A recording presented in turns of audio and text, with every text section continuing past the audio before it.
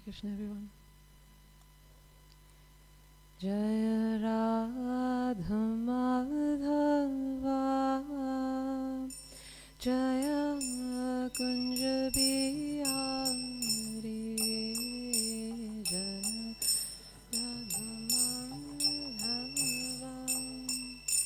Jaya Kunja Bihari Jaya Radha Madhava Jaya Kunja Bihari Jaya Radha Madhava Jaya Kunja Bihari Jaya Gopi Janavallabha Jaya Girivaradhari Jaya Girivaradhari Jaya Gopi Janavallabha Jaya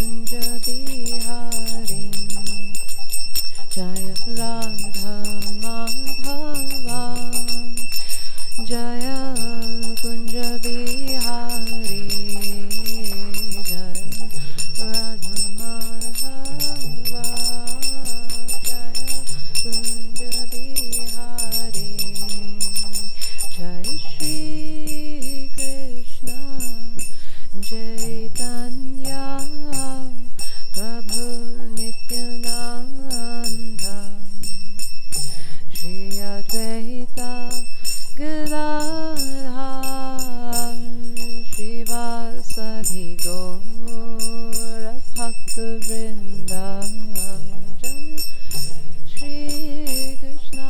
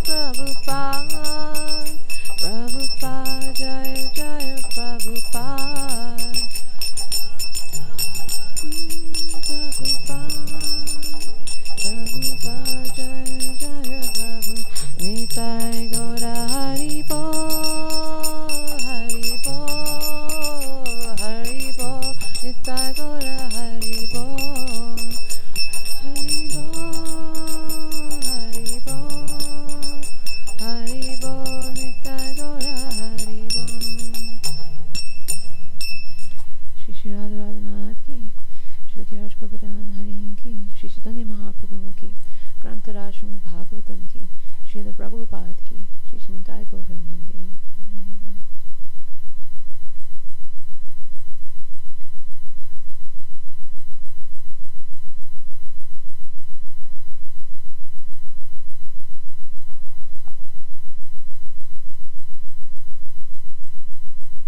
Hare Krishna everyone. Thank you all for joining this morning, and thank you for this opportunity to discuss these verses from Srimad Bhagavatam today. We're reading from Canto 4, Chapter 19, and this chapter is called King Pritu's 100 Horse Sacrifices. We'll be reading from text 39 onwards. There's a purport to text 40, so we'll all read that verse together, and I'll read 41 and 42 after that. Om Namo Bhagavate Vasudevaya. Om Namo Bhagavate Vasudevaya. Om Namo Bhagavate Vasudevaya.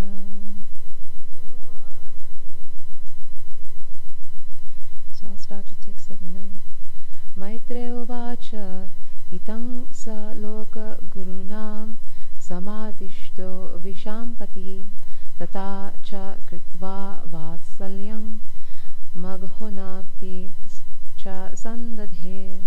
And the translation is: the great sage Maitreya continued, when King Prithu was thus advised by the supreme teacher Lord Brahma, he abandoned his eagerness to perform yagyas, and with great affection concluded a peace with King Indra. So we'll all read together in text 40.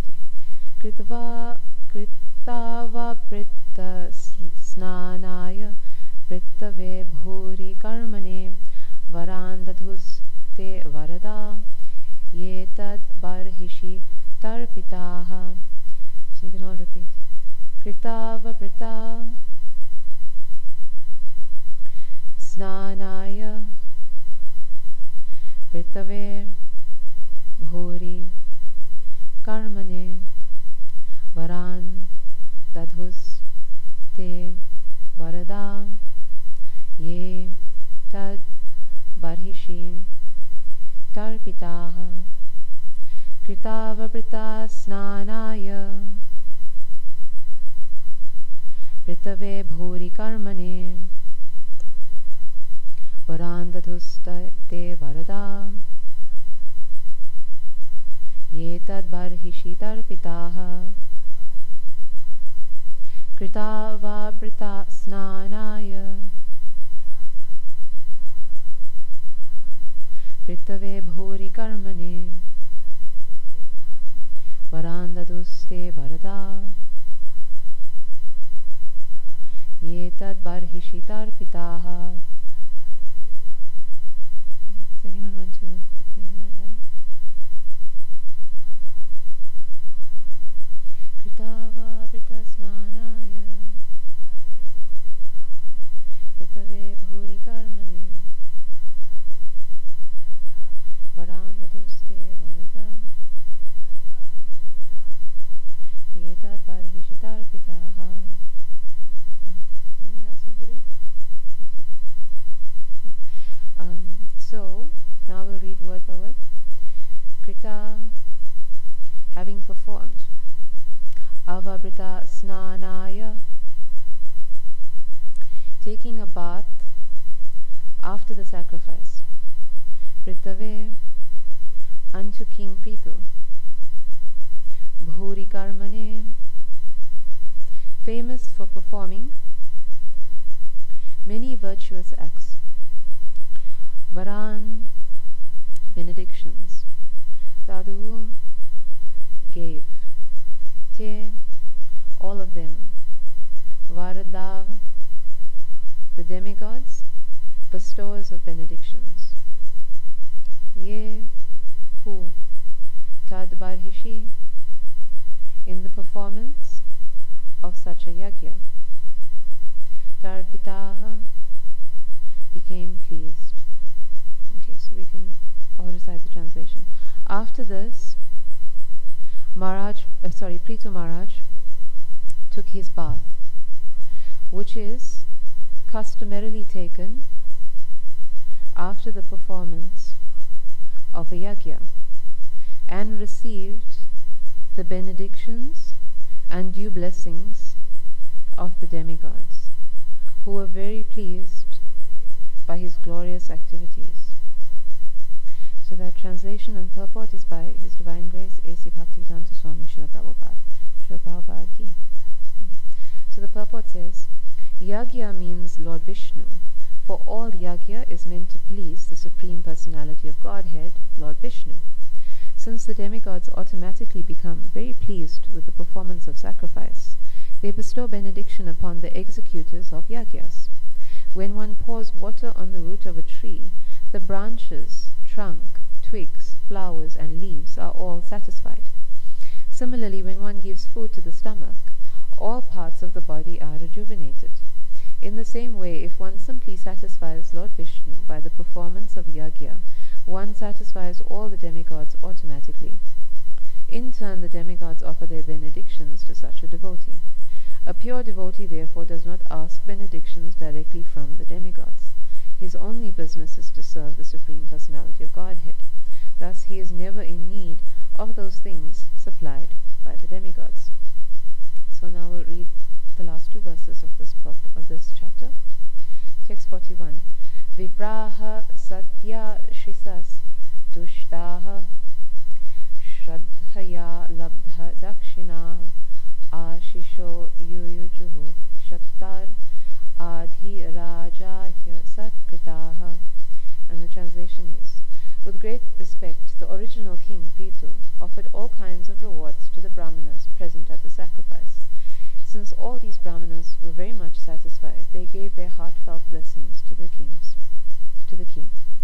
Text 42. Tvaya huta mahabaho sarva eva samagataha pujita dana manabhyang pitri devarshi manavaha. And the translation is, all the great sages and brahmanas said, O mighty king, by your invitation all classes of living entities have attended this assembly. They have come from Pitriloka and the heavenly planets, and great sages as well as common men have attended this meeting. Now all of them are very much satisfied by your dealings and your charity toward them. Thus end the Bhaktivedanta purports of the 4th canto, 19th chapter of the Srimad Bhagavatam, entitled King Pritu's 100 Horse Sacrifices. Om Jnanatminandasya Gilangina Shalakaya Chakshurunmilitam Yena Tasmai Shri Gurave Namaha Shri Chaitanya Manobhishtam Stapitam Yena Bhutale Swayamrupa Kadamahyam Dadati Swapadantikam Nama Om Vishnupadaya Krishna Prestaya Bhutale Srimate Bhaktivedanta Swami Nitinamine Namaste Saraswati Deve Gauravani Pucharine Nirvishesha Shunyvari Paschati Deshtarine Jai Shri Krishna Chaitanya Prabhu Nityananda Shri Advaita Gadadhar Shivasari Gaura Bhaktivinoda Hare Krishna Krishna Krishna Hare Hare Hare Rama Rama Rama Hare Hare Vanchakalpatarubhyascha Kripasindhubhya evacha Pitanam Pavanebhyo Vaishnavebhyo Namo Namaha. So this is a nice conclusion to this very dramatic chapter. So we actually saw quite a few episodes here that required a lot of discussion. And one was, of course, that Maharaj Prithu was attempting to perform 100 horse sacrifices, which Lord Brahma brings to his attention wasn't exactly necessary. And then that was inciting the great envy of King Indra, who started creating false sannyas orders in order to halt the sacrifices. And that led to King Prithu's son pursuing him, which he was initially successful with, but when Indra repeatedly interfered with the sacrifices, eventually the Brahmanas tried to kill him by offering him into the sacrifice, which is quite a significant punishment. And then Lord Brahma just came down to stop all of this chaos, and he appealed not to Indra, who is quite a senior member of the universal administrators. He's the king of the demigods, the Devatas. He's actually the Supreme Lord's representative, and he's significant enough to be mentioned in the seed verse of Srimad Bhagavatam. Ete chamsa kalaha pumsa Krishnastu Bhagavan Swayam. Krishna's God, but he descends Indrari Vyakulam Loke Mridayanti Yuge Yuge. He descends specifically to protect Indra, to destroy the enemies of Indra. Right? Indra's an important person.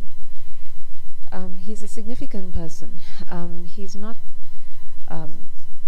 someone to be scoffed at. But at the same time, Brahma is he's not trying to caution Indra, nor trying to snap him out of his state of mind. Instead, Lord Brahma is appealing to King Prithu. He wants King Prithu to take action. In particular, he wants King Prithu to stop performing the sacrifices. So it's significant that Lord Brahma is not telling Indra to stop his behavior. He's telling Maharaj Prithu to stop performing sacrifices so that Indra will stop his behavior. So it seems like a very roundabout way of doing things. But there's an important point that Lord Brahma makes in verse 35 that actually indicates why he's insisting on this course of action instead of trying to appeal to to King Indra directly. He says that even amongst the demigods there are many unwanted desires. So it's as if to say that even though this is an exalted personality, Indra, but right now he's so betaken by these desires that I can't reason with him. I'm not going to be able to dissuade him from his course of action, and neither have you by every way that you've tried, and you can't kill him. That's not an option. He's been placed there by the Supreme Personality of Godhead, and you can't remove him by killing him. So you actually have to stop these sacrifices, and that's the way to stop him being irreligious. And he appeals to Maharaj Prithu in another way in verse 35 by saying, verse 32, that there is actually no point to you performing these sacrifices anyway. You've already been established as a great king.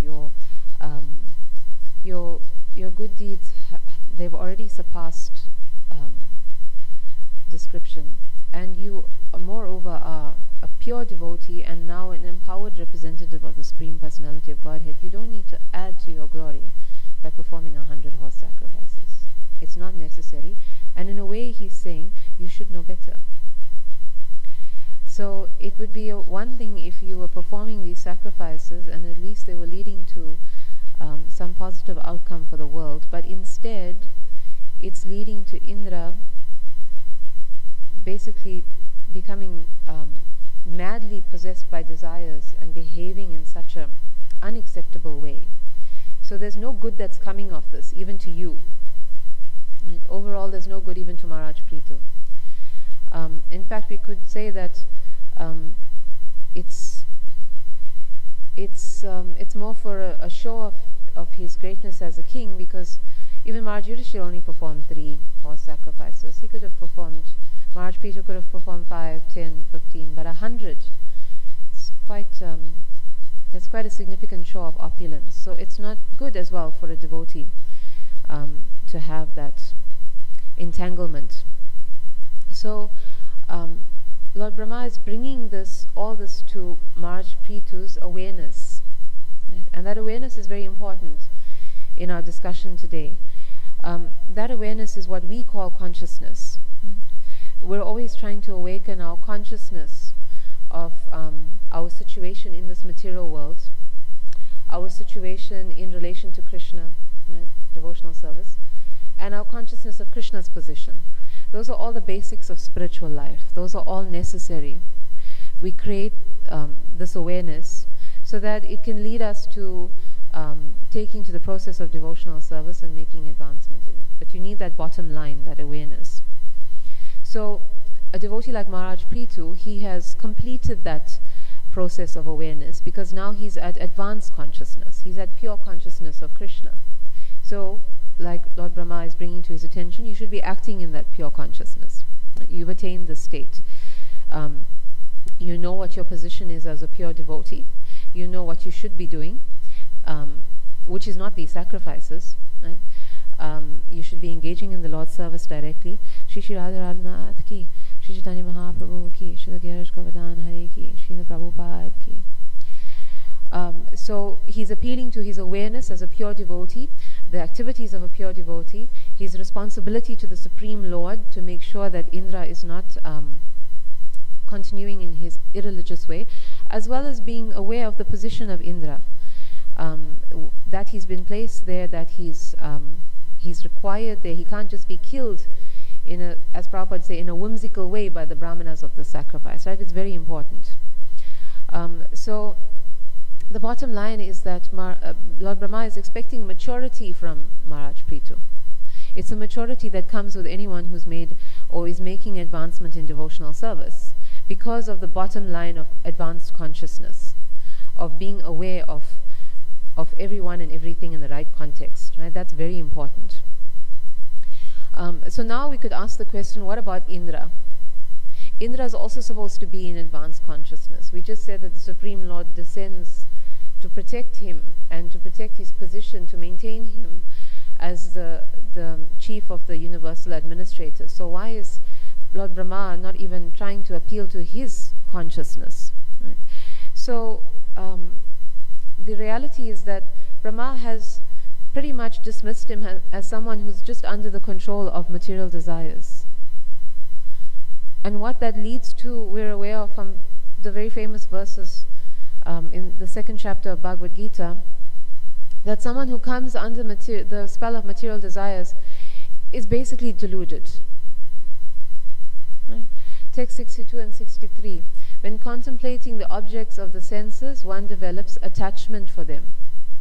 And from attachment, lust develops, and from lust, anger arises, and then from anger, bewilderment, right? Complete delusion, and then bewilderment of memory.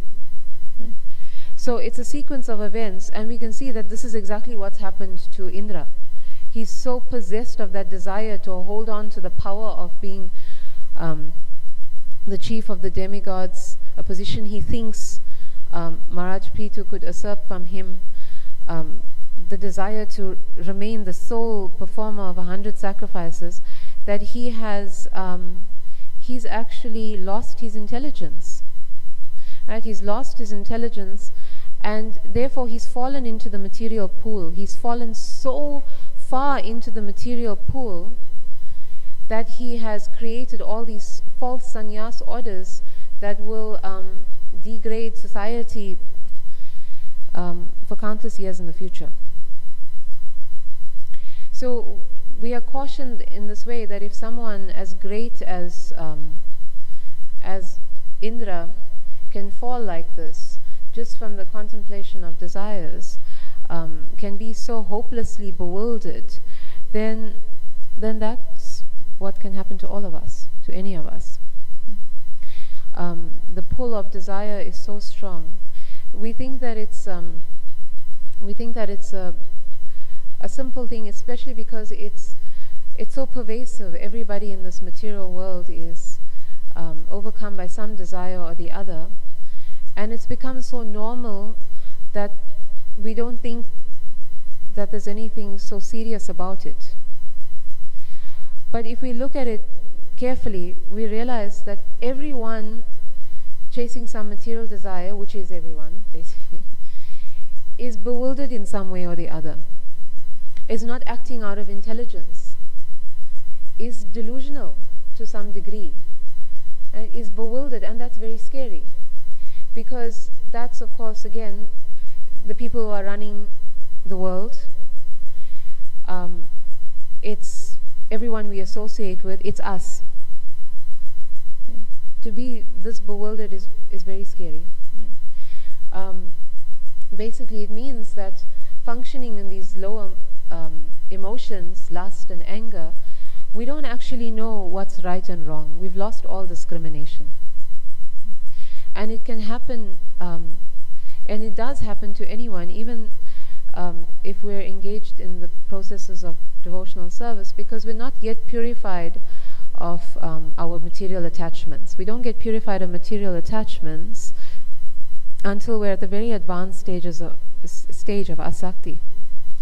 So until we reach that stage, we're still at risk of becoming bewildered, of not having the full faculty of our intelligence, of acting in lust and anger, and causing all of the consequent offenses and destruction and chaos that's been happening thus far in this chapter.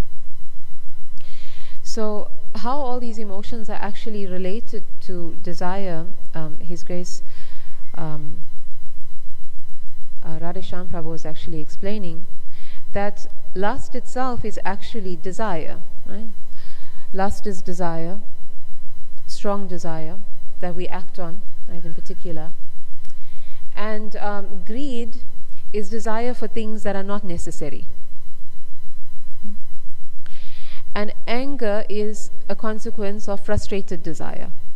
Right? That's how all of these qualities are related to desire. That's how it becomes the root of all these qualities within us. And we also develop fear in the course of pursuance of our desires, in the state that in the sense that we fear we're not getting what we want, right? And of course, when it's unfulfilled like that, we said anger arises. So everything is influenced by these qualities, affecting our intelligence, affecting our ability, essentially, to tell right from wrong. So Krishna is explaining to Arjuna that, especially because Arjuna himself is coming under that bewilderment, right? Arjuna is also influenced because his desire is that he doesn't want to fight, he doesn't want to kill his relatives. And that is not a spiritual desire, even if he tries to justify it by all the scriptures.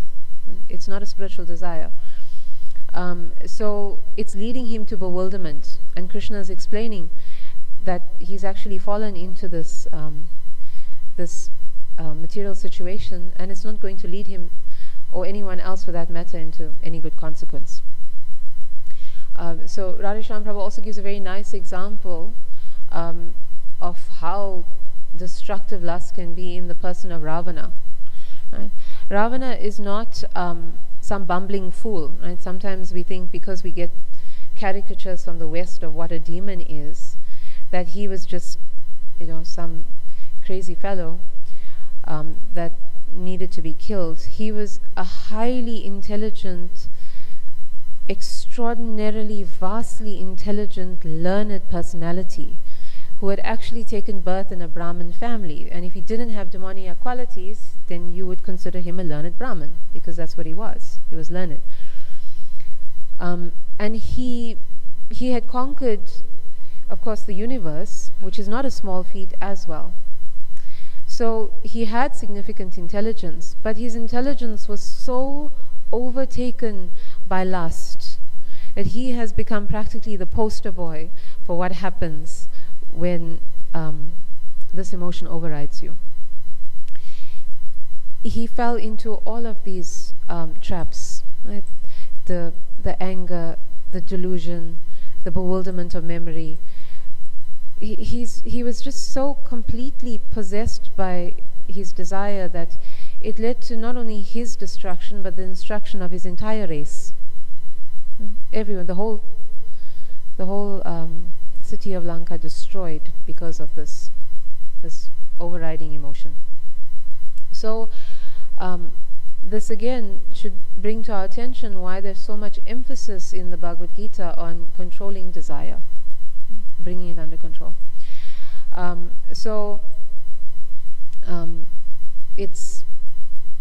It's making it so difficult, especially now in this age when people are not situated as much in the mode of goodness, that it's more easily in the mode of passion and ignorance to come under the spell of lust. And then, of course, we said the attendant consequences, that you can't tell the difference between right and wrong, that all the wrong activities that people will take under the spell have become so normal. Right? Meat eating, gambling, intoxication, and illicit sex are just the pinnacle of those things. All the other attendant consequences that come along with it, it's all there as well. And it's just acceptable, and it's getting more acceptable and worse as time progresses. We wonder how human beings are pushing the limits of depravity, but it's something that is not going to get better as long as people are so deluded and so bewildered under the spell of lust and anger. Krishna therefore explains that we need to be situated at least in the mode of goodness in order to know what is right and what is wrong. He explains in the 18th chapter of Bhagavad Gita, pravrittim cha nivrittim cha karya karya bhayabhaye bhandang mokshang cha yaveti buddhi sa partha satviki, that in the mode of goodness is the stage where you understand what ought to be done and what ought not to be done. You need to be situated at least at that level to understand what is right and what is wrong. Right? What is to be feared and what is not to be feared. What is binding and what is liberating. Right? So all of that understanding comes at least at that level of goodness. And if we're operating at any level lower, we don't actually understand. Right? Again, the reason for so much bewilderment. And the root cause, the desire. Desire pulling us into the lower modes and the qualities of those modes. So this understanding that we have this discrimination, what ought to be done, what not to be done, what should be feared, not to be feared, what is that? That's awareness. It's awareness.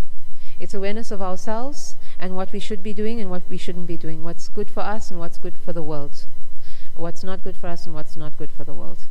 So what gets us to this level or what characterizes this level of goodness, Krishna also explains in the 14th chapter, it's knowledge. Knowledge is a characteristic of being in goodness. And that is what gives us the power to discriminate. So the problem with this world, we may then argue, is people get knowledge all the time. We send our kids to school and then university, and they have knowledge, so why are we still falling under the spell of ignorance and passion? Why did Indra, who has so much knowledge, why did he fall under the spell of ignorance and passion? So it's simply because we don't have the right knowledge. It's not just any knowledge. Right? Indra was utilizing his advanced knowledge in the pursuance of his desires. And today in our school systems and in our educational systems and in practically all our systems, we're just teaching our youngsters and the people to pursue their desires.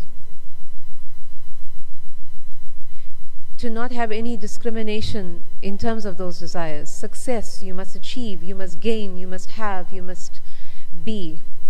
Everything that is that we're being driven towards is based on desire. There is no responsibility that's taught along with desire. Because Srila Prabhupada also wants us to understand that you can't extinguish desire. And there's no point doing that. Because when you try to do that, which is a very extreme way of dealing with desire, and we know that this is what some spiritualists do try to do, is that you just push the desire further into your subconscious. And in your subconscious, there's no way for you to control what's actually happening there. That's actually the very scary thing about repression. And therefore Krishna tells Arjuna, what will repression accomplish? It's not going to help you. It's not healthy. The problem with anything in the subconscious is that you're not dealing with it. You don't actually even know that it's there. Right? It's the blind spot of the mind. And it comes out in unexpected and very sometimes tragic ways for the spiritualist who attempts to repress desire. So the way, right, we could say the spiritual alchemy that Srila Prabhupada teaches us is how to spiritualize desire. How to transform it into something which is not going to be destructive and it's going to be helpful in your spiritual advancement. Okay, so not suppression, not destruction of desire, which is never going to happen, but actual transformation of it. And that's what will help.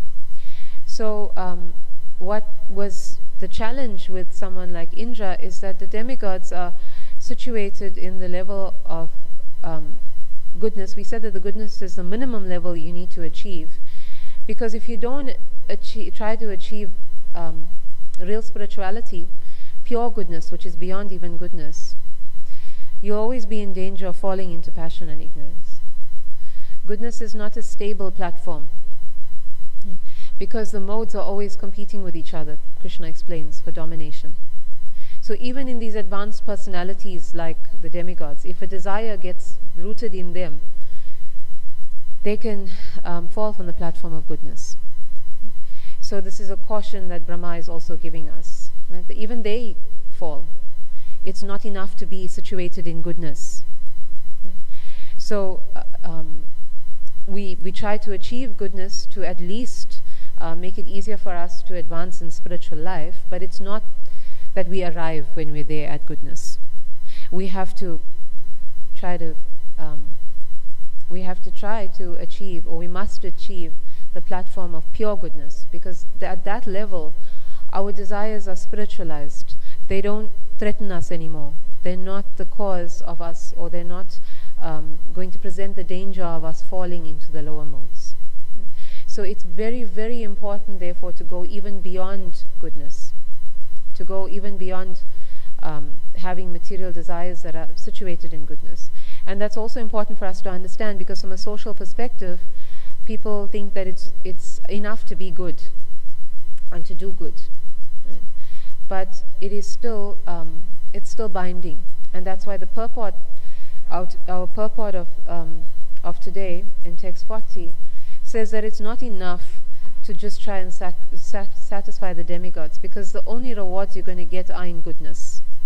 they're not free of karma, they're not liberating, they're not going to help you get out of this world. Right? Only if you approach Yagya, the Supreme Personality of Godhead, Vishnu, that's when your practices are going to situate you on that transcendental level where you can't fall, where you can't come under the influence of lust and anger, where you can't become deluded, bewildered, and trapped in the material plane.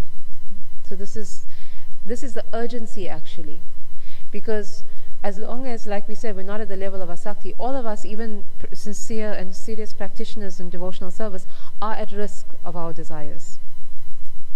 So we should be aware of that, the urgency of extinguishing them, transforming them, rather. So how we do that, Krishna explains to Arjuna. Very famous verse at the conclusion of chapter 3. Evang buddhe parang buddha samstabhyatmanam atmana jahi shatru mahabaho kama rupam darasadam. Thus, knowing oneself to be transcendental. Right? So this transcendental to the material mind, senses, mind, and intelligence, that's actually now we're discussing superconsciousness. So there's the subconscious, there's the conscious, and then there's the superconscious. You are transcendental to even the ordinary level of consciousness or the ordinary level of awareness in goodness of what is right and what is wrong.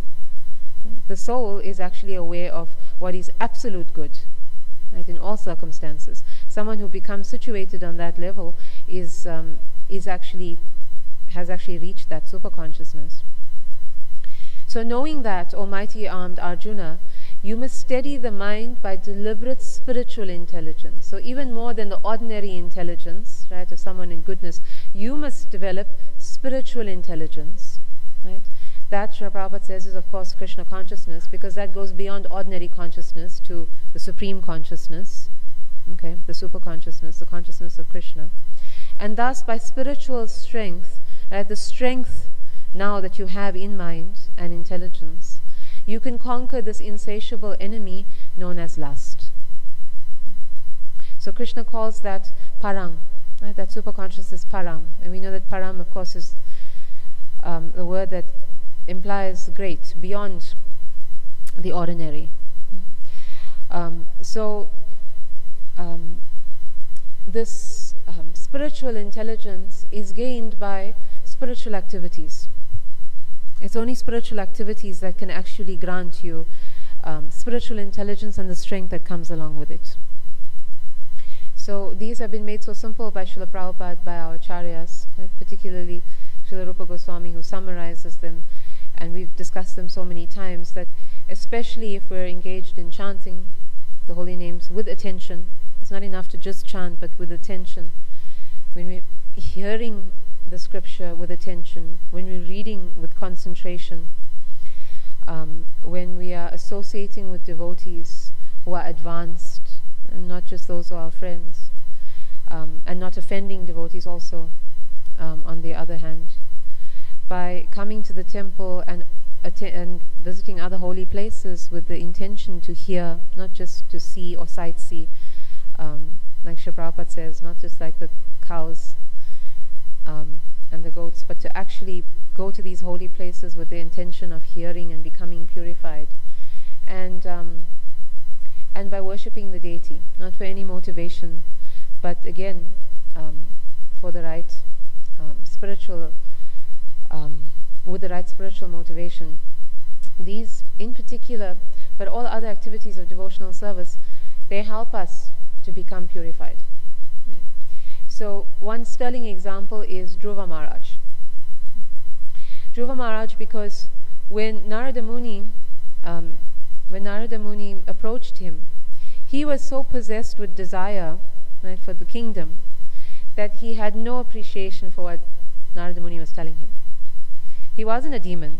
He wasn't like Ravana. He was actually, you could say, an extremely advanced good personality. But still, he confessed to Narada Muni that I cannot accept your instructions because I am so possessed by desire. I want to have a greater kingdom. I want to teach my stepmother a lesson. I want to show my father I can do better. I don't need him. I want to be more powerful than my brother. I want. So, with all due respect, just tell me a way that I can get what I want. It's quite, quite adamant. Right? So, again, his spiritual master had to find a way to purify his intelligence. So he gave him the same processes. Right? We've discussed that a few chapters back. He was given a mantra to chant, just the same way we have the Maha Mantra. Actually, the Maha Mantra, Om Namo Bhagavate Vasudevaya is non-different from the Maha Mantra. He was given mantra to chant.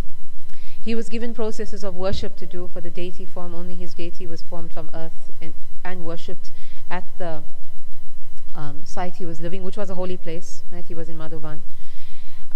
He didn't exactly have the association through his worship of devotees, but he had association of his spiritual master, which was powerful enough to transform him. And he was also following his instructions. He had heard from him. Right? So everything that he was doing was the same that we've been told to do, but he did it with a sincerity of purpose. So what eventually happened was he got purified. He got purified of his material desires. He developed spiritual intelligence. He got spiritual strength. Right? To the point where when the Lord eventually did come before him, he didn't ask for anything. He didn't want anything. Right? The fact that he could even bring the Lord before him, right, shows that it works. Right? It works. It can purify anyone of material desire, strong material desire. So he doesn't request anything. He's actually now at that point, because his intelligence has become so developed, he's very ashamed of what he had asked for. And he gets everything, though. He gets everything he asked for. But even when he's going back home, he's upset with himself. He's upset that he had even started off wanting it in the first place. So we admire him, though, for the fact that he understood that he actually came to such an advanced process of realization, and it gives us all hope, because we're all drowning in material desire. And he had one overarching one. We all have them. But we need to engage ourselves as much as possible in devotional activities in the right way, with the right determination, and then these will gradually purify us as well. We will develop the intelligence to know what is actually good for us and what's not good for us. That's very important. So sincerely taking to these processes with attention, with understanding, with knowledge, with the basis of knowledge, this is the way that we can avoid falling into the traps that Indra did. Right?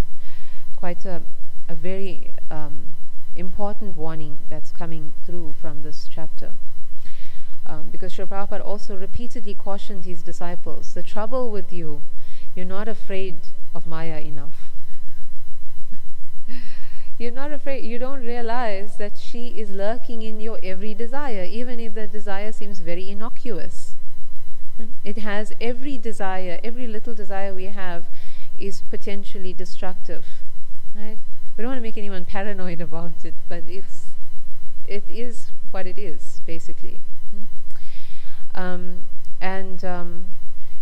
every desire, as His Holiness Ram Govinda Maharaj was pointing out in our class, every desire that you have, even if it's not going to destroy you as much as it was potentially going to destroy Indra, it's creating your next body. And that's scary enough a prospect for anyone who's trying to advance in the spiritual path. Right? Our desires right now are creating our next body. That's the reality. So Brahma is warning all of us, even Maharaj Prithu, because he's telling him you needn't need to do these 100 yagyas. They're not necessary for your devotional service. And actually, because you had this desire to perform these yagyas, these brahmanas were going to do something irreligious for these yagyas, for this desire. They were going to kill Indra. You can't actually do that. So it's that danger.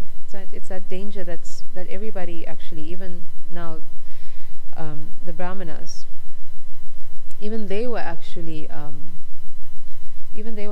going to do something destructive under the spell of desire. They wanted Maharaj Prithu so much to perform these sacrifices. So I will close here. Thank you all so much for your kind attention. Grantara Srimad Bhagavatam ki, Srila Prabhupada ki.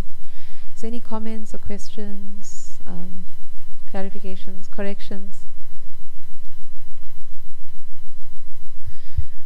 Raghunath Prabhu? Okay. If there's nothing, okay, so then we'll close. Srila Prabhupada ki. Hare Krishna everyone.